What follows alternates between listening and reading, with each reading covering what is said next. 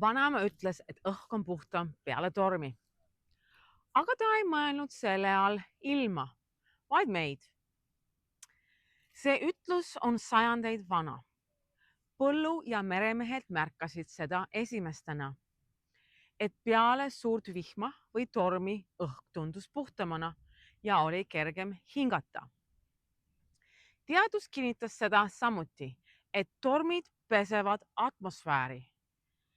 Vihm toob tolmu, õietolmu ja säästud maa peale tagasi. Äikene puhastab õhku ja toodab osooni. Aga vanaema ei rääkinud ilmast, ta rääkis elust. Ta rääkis emotsionaalsetest, vaimsetest ja suhtelistest tormidest. Need, mis kõigutavad meid. Tormid, mis lõhuvad illusioone ja toovad välja, mis on tõsi. Kui müra vaibub, tõde seisab kõrgemal.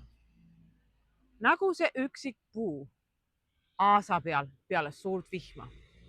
Seega, kas vanaemal õigus? Jah, tal oli õigus. Aga ainult, kui sa oled piisavalt teadlik seda märgata. Peale tormi õhk võib saada puhtamaks, kui sa enam ei jookse ära ning peatud, et hingata.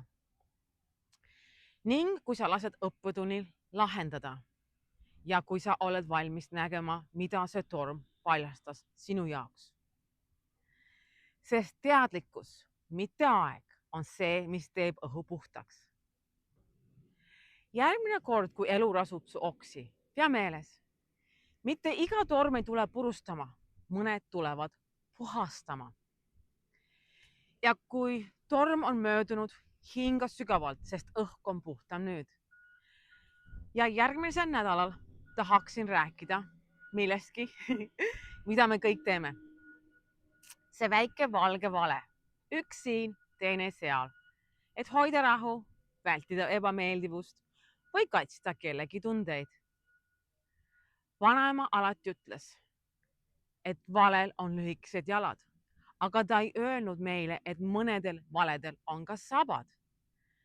Nad libisevad minema nagu väikesed ussid ning iga kord, kui me söödame valet, see kasvab.